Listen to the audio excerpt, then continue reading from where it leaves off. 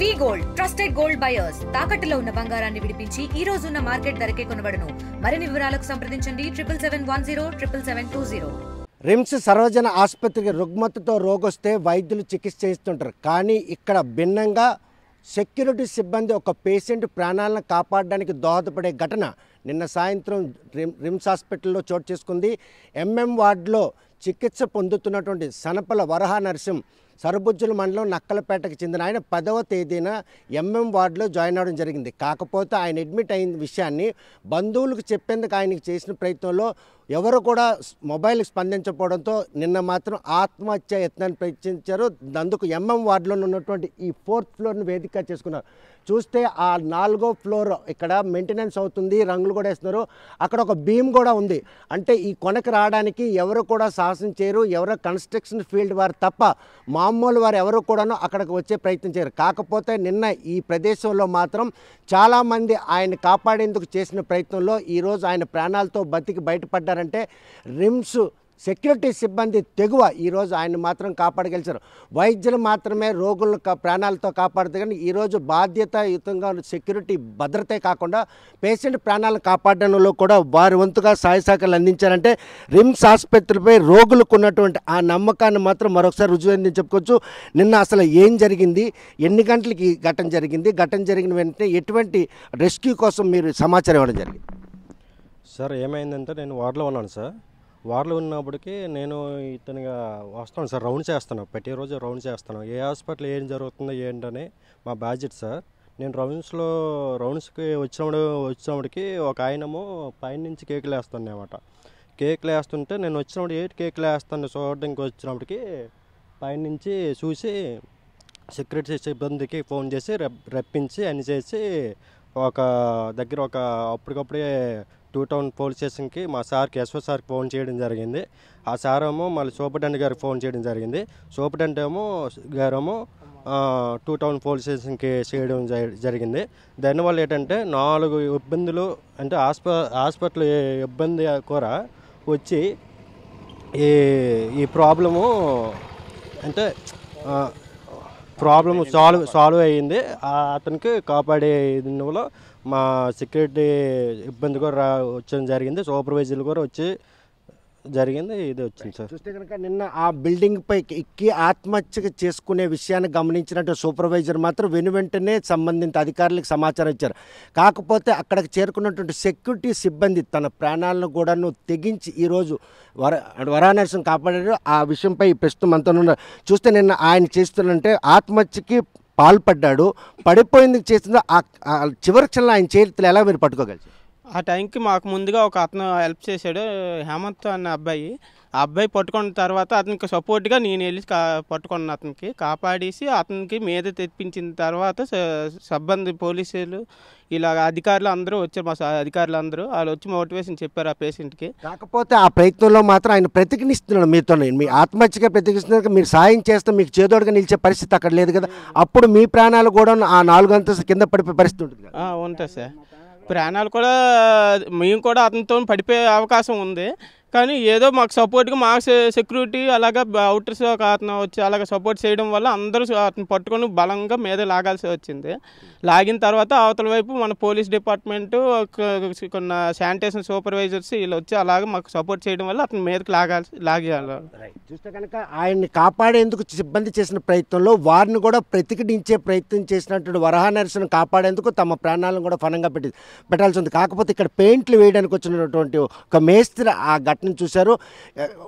సాధారణంగా ఎవరు కూడాను ఆ ఘటనా స్థలం చేరుకోలేనటువంటి అక్కడ ఫస్ట్ వెళ్ళినటువంటి హేమంత్ మనతో ఉన్నారు. ఆయన చూసిన బట్టి అక్కడికి వెళ్ళే ప్రయత్నం ఎలా చేసావు? అక్కడ కనీసం ఆ భీమ్ నుండి రావడానికి కూడా అవకాశం లేదు. ఆయన ఎలా వచ్చాడో మిమ్మల్ని కాపాడని మీరు చేసిన ప్రయత్నం? నేను అక్కడ ఇంకొక ఆ రోజు సాయంకాలం చేసి వచ్చి అలాగ వచ్చాను సార్. అక్కడ నుంచి చూశాను సార్. చూసిన తర్వాత ఏంటి జనమని చూసిన తర్వాత ఇంకా ఉన్నా సార్ పైన. ఆ తర్వాత ఇక్కడికి వచ్చాను సార్. అడిగాను నేను వెళ్తానంటే వడ్డీనిస్తాను సార్ అంటే. ఆ తర్వాత పోలీసు ఎస్ఐ వచ్చారు. ఎస్ఐ వచ్చిన తర్వాత చెప్పాను ఐటు అటు కప్పు ఇటు అన్నాను సార్. అయితే మేరకు వెళ్ళాను సార్. మాట్లాడుతుండగా సెల్ పక్క ఇవ్వమని ఆ తర్వాత నేను వెనక్కి వెళ్ళి పట్టుకోను సార్. అంటే ఇప్పుడు ఆయన డిమాండ్ ఏంటి? అసలు ఆత్మహత్య చేసుకోవడానికి ఎవరితో మాట్లాడాలని చెప్పేసి ఏమైనా డిమాండ్ పెడుతున్నా, లేకపోతే ఆయన దగ్గర సెల్ ఫోన్ లేదు, తమ బంధువులతో మాట్లాడే ప్రయత్నంలో భాగంగా నీ ఆత్మహత్య చేసుకోవడానికి కారణం? అవి నాకు తెలుసు.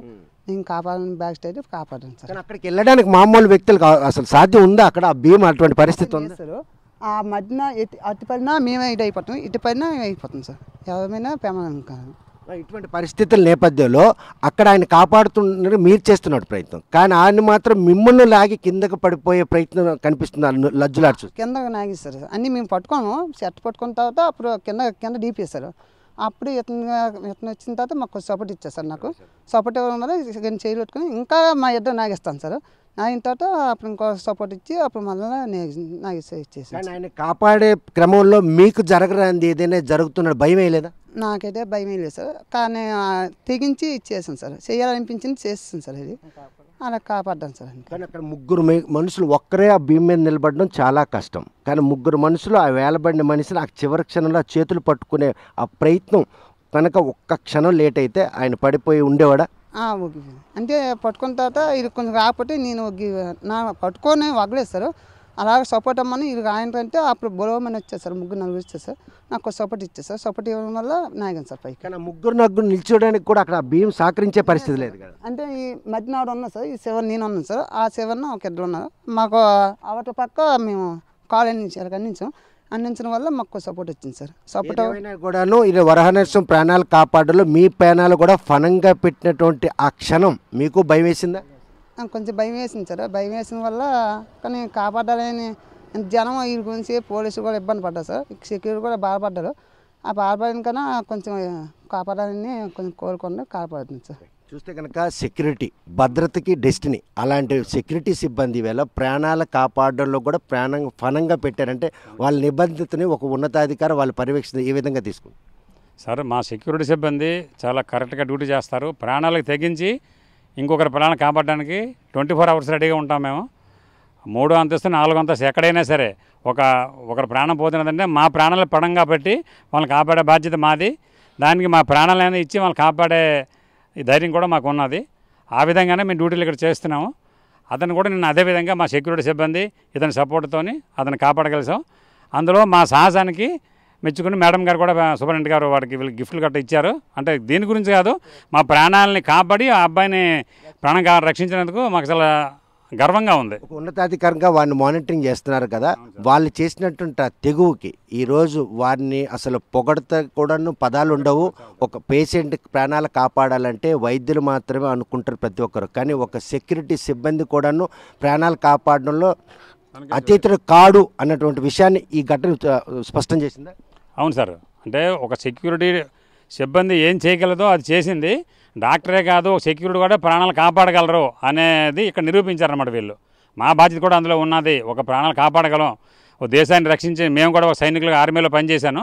ఇక్కడ కూడా అదే విధంగా వీళ్ళకి కోఆపరేట్ చేసి ఎవరైనా ఇబ్బందిలో ఉంటే వాళ్ళని కాపాడాలి. ఒక పేషెంట్ అయినా సరే ఏదైనా ఇబ్బంది అయితే వానికి క్యాజువాలిటీ తీసుకెళ్ళి ఒక ట్రీట్మెంట్ ఇప్పించడం, వాళ్ళకి వీల్ చైర్ ఇప్పించడం, అలాగే ఇలాంటి వ్యక్తి ఏదైనా ప్రాణ హాని చేసుకుంటే వాళ్ళని కాపాడడం, మా ప్రాణాలను పణంగా పెట్టి వాళ్ళని కాపాడదామని చెప్పి మీ అందరికీ మేము తెలియజేస్తున్నాం. కనుక భద్రతా సిబ్బంది అంటే ప్రతి ఒక్కరు కూడా చాలా చిన్న చూపు చూస్తుంటారు. కానీ రిమ్స్ ఆసుపత్రిలో భద్రతా సిబ్బంది తాలూకా తెగువ ఈరోజు నిన్న వరహనరసింహ ప్రాణాలను కాపాడడానికి దోహదపడింది. నిన్న ఇక్కడ ఎటువంటి అలజడి ఉండేది, ఎన్ని గంటల పాటు ఈ రెస్క్యూ ఆపరేషన్ ఇక్కడ జరిగింది, ఈ రెస్క్యూ ఆపరేషన్ కింద కూడా మీరు ఆయన కాపాడేందుకు ఎటువంటి ప్రయత్నాలు చేశారు? కింద వాలీబాల్ నెట్ తెచ్చి అతను పైనుంచి దూకే నెట్ల అతను కాపాడడం కోసం వాలీబాల్ నెట్ పెట్టి ఒక 3-4 సెక్యూరిటీ గార్డ్స్ ఇక్కడ రెడీగా ముందుగా ఏర్పాట్లు చేసుకున్నాము.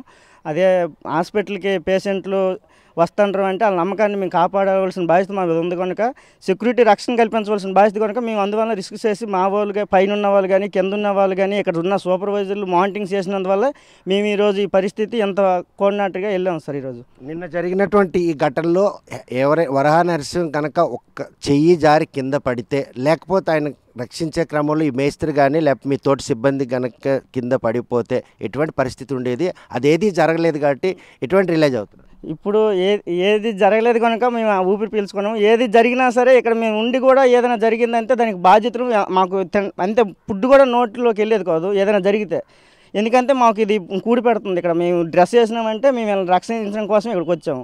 అందువలన ఇక్కడ వీళ్ళని కాపాడడం కోసం మా వాళ్ళు ఎంతకైనా గాలిలో ఉన్న పేషెంట్కి కాదు ఎక్కడున్నా సరే పట్టుకోగలమనే నమ్మకం నిన్న మేము పర్టికులర్గా చూపించాము.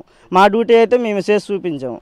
చూస్తే కనుక నిన్న 4 గంటల సమయంలో ఎంఎం వార్డులో చికిత్స పొందుతున్నటువంటి సనపల్ల వరహ నరసింహ్ తన బంధువులతో మాట్లాడే అవకాశం లేకపోవడంతో మనస్తాపానికి గురై ఈ 3 అంతస్తుల భవనంపై నుండి దూకే ప్రయత్నం చేశారు. ఈ విషయాన్ని గమనించిన సూపర్వైజర్ వెంటనే సంబంధిత అధికారులకు సమాచారం ఇవ్వడంతో వారందరూ కూడా అప్రమత్తయ్యారు.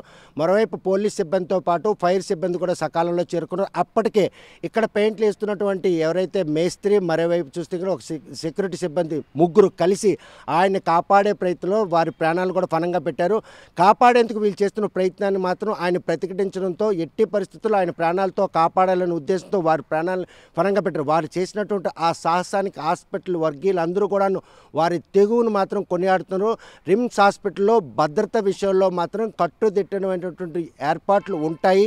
ఎక్కడ ఎటువంటి ప్రాణహాని కూడా జరగకుండా ఉండేందుకు ఇటు వైద్యులే కాకుండా సెక్యూరిటీ సిబ్బంది కూడా వైద్యుల్లా పనిచేస్తారు అనడానికి నిన్న వరహానవశాన్ని ప్రాణాలతో కాపాడిన ఘటన మాత్రం మరోసారి పునరుద్ధరిస్తుంది. రిమ్స్ హాస్పిటల్లో నిన్న జరిగినటువంటి ఈ ఘటన మాత్రం ప్రతి ఒక్కరు కూడాను ఆ సిబ్బంది తెగును కొనియాడుతున్నారు అనడంలో ఎటువంటి అతిశక్తి లేదు. రిమ్స్ హాస్పిటల్ ప్రాంగణం నుండి వీడియో జర్నలిస్ట్ రామకృష్ణతో సత్యం, RTV శ్రీకాకుళం. మరిన్ని వీడియోస్ కోసం ఛానల్ ని సబ్స్క్రైబ్ చేయండి. లేటెస్ట్ అప్డేట్స్ కోసం వాట్సాప్ ఛానల్ ని ఫాలో అవ్వండి. ఆ లింక్ డిస్క్రిప్షన్ లో ఉంది.